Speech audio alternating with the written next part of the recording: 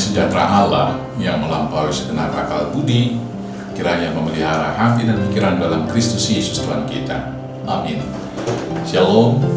Selamat pagi Bapak Ibu Saudaraku yang terkasih. Mari kita awali semua pelayan kita satu minggu ini ke depan.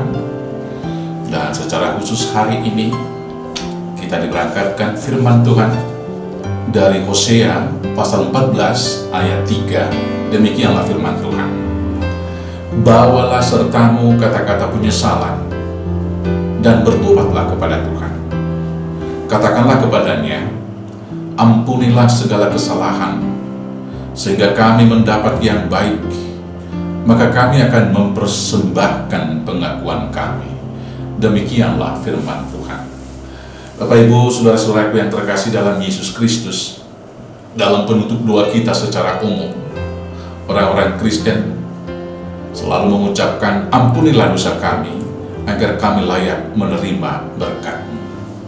Dan memang demikianlah seharusnya. Karena itulah formula doa yang diajarkan oleh Tuhan Yesus dalam doa Bapa Kami. Di dalam Matius 6, di sana salah satu penggalan doa itu berbunyi demikian, ampunilah kami, seperti kami juga telah mengampuni orang yang bersalah kepada kami. Perkataan ini saudara-saudaraku yang terkasih, kita lanjutkan juga dengan pengakuan dosa di dalam ibadah kita tiap-tiap minggu. Di sana selalu ada dalam liturgi kita pengakuan dosa yang kemudian dilanjutkan dengan janji Tuhan tentang pengampunan atau pengakuan dosa-dosa kita. Saudara-saudaraku yang terkasih, hal yang demikian sudah baik kita lakukan selama ini. Tetapi pertanyaan yang mau kita renungkan hari ini adalah, apakah pengakuan dosa dan permohonan pengampunan akan dosa-dosa yang kita naikkan kepada Tuhan lahir dari hati kita yang terdalam?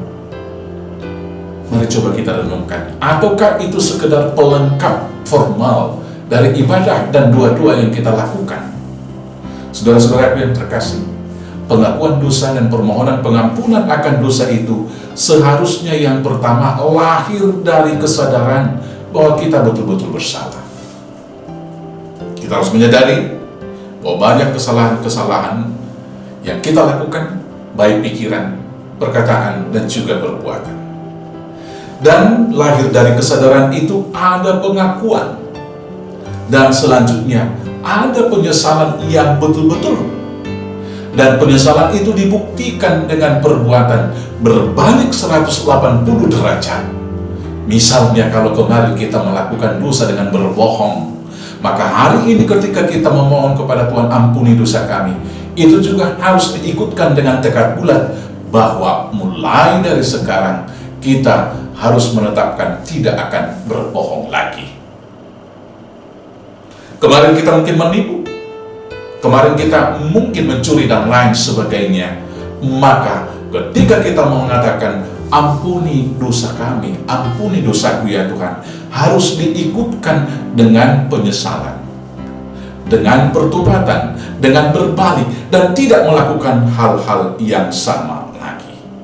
Dan selanjutnya saudara-saudaraku yang terkasih, kita harus menaikkan pengakuan iman bahwa bila kita hidup hari ini, itu hanya karena belas kasih Tuhan. Maka belas kasih Tuhan itu kita pakai untuk memuji, memuliakan Dia. Karena itu saudara-saudaraku yang terkasih, kalau ada kesalahan-kesalahan yang kita lakukan, ada dosa-dosa yang kita berbuat, datanglah kepada Tuhan, bertobatlah, dan mohon pengampunan akan dosa-dosa kita. Sehingga ketika kita memohon pengampunan dan dosa kita diampuni, kita akan mendapatkan hal yang baik dalam kehidupan. Tuhan Yesus memberkati. Amin. Kita bersatu di dalam doa. Terima kasih Bapa atas kasih sempurna dari Tuhan, yaitu pengampunan akan dosa-dosa kami. Hari ini kami datang ke hadapan-Mu, mengaku dosa-dosa yang kami lakukan setiap hari.